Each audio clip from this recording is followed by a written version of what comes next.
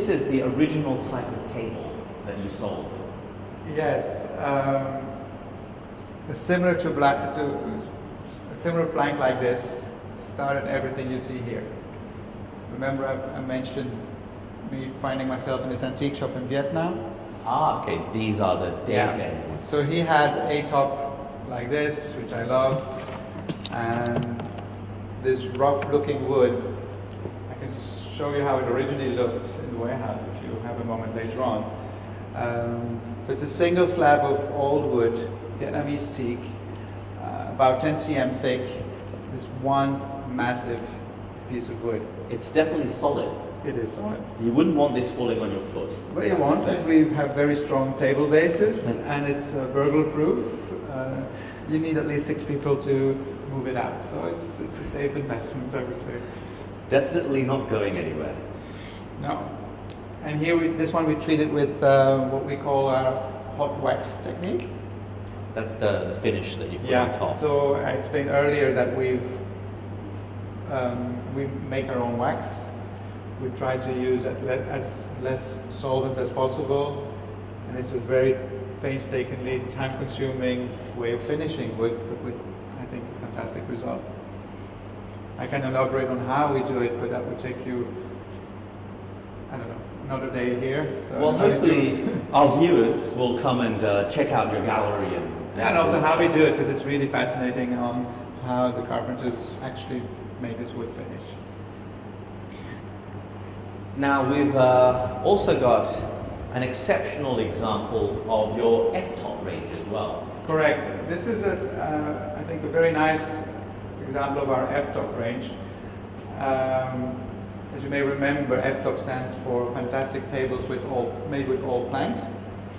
So the difference between our A-tops is that A-tops being made one single piece of wood. Here we have different beams of wood that we've joined.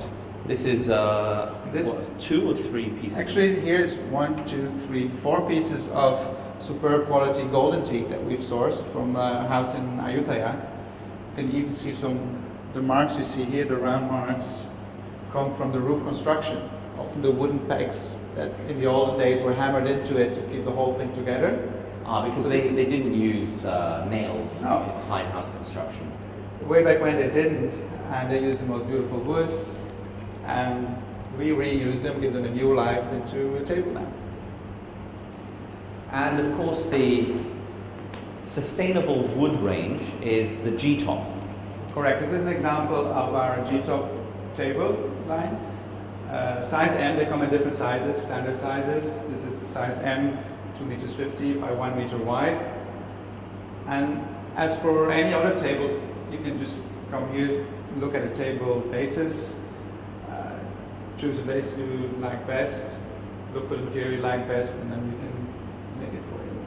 So in this case, it's our dark chocolate color on a bronze polished PT2 base. The legs of this table are very, very shiny. Actually, just while the table base has been around for about 2.5 years now, we don't every 6 months come out with a new design. It's just crazy. We like to think that we are creating classics, but what we do try to change is sometimes the materials. In this case, we used bronze before, but we never polished the bronze before. So this is the first example of our polished bronze base.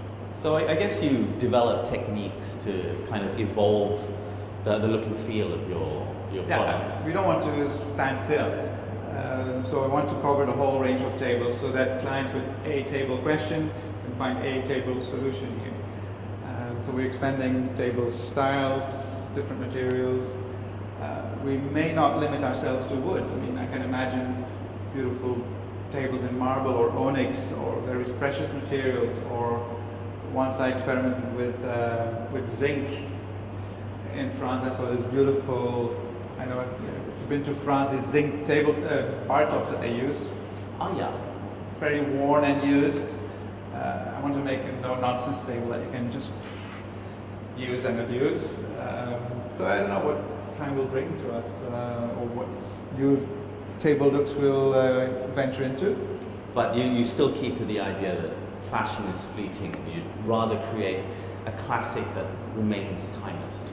Yeah, I like to think so. I mean, whereas the internet bubbles are way back when, the money just doesn't fall from sky. So people, in my experience, do not mind spending a little bit for their homes, but they're very careful on how they spend it. And beautiful wood has eternal value, I think, and that seems to work. And of course, the table is the heart of a home where everyone congregates. Well, you will understand it being from Thailand, and people love food here, and I'm from Belgium, we have pretty good food as well. I love good food. Chocolate and chips with mayonnaise and beer? We just spend the summer in Europe. It's normal that we come back a little bit rounder than normal. But yes, I do think a table is crucial. I mean, you see all the cooking programs now. It's a hype, everybody wants to cook, there's cooking books everywhere. So creating something that you know what's in there in your food, share it with friends, is something that causes a lot of gratefulness to people. It's a little bit bizarrely put, but it's true that bringing people around the table historically has been there, and it's so important. So we try to have our little piece with that. I think we go take a look at this one. Now, one of the drawbacks to using the daybeds as tables is they're generally rather narrow, right? Yeah, as they were used as daybeds, a single slab of wood maximum would be typically 75 to 80 cm wide and up to 2 meters, 2 meters 10th in length. So a little bit limited in size. Every now and then we do come across exceptionally large pieces. And this is a great example of us putting two pieces together to create the width. And luckily we found this massive length, this 2 meters 65, which in wood of 100 years old is almost impossible to source. Well, I mean, it's a very nice size for a dining table. And you have done a beautiful job putting it together. Again, this is, I mean, you can see the craftsmanship. And there's a line here, but you can hardly see it. And then the wood is finished with our signature homemade hot wax technique that we use. Now, because this is two A-tops joined together, Yep. You've got at least double what a normal A-top would be. If you don't mind me asking, how much does this table cost?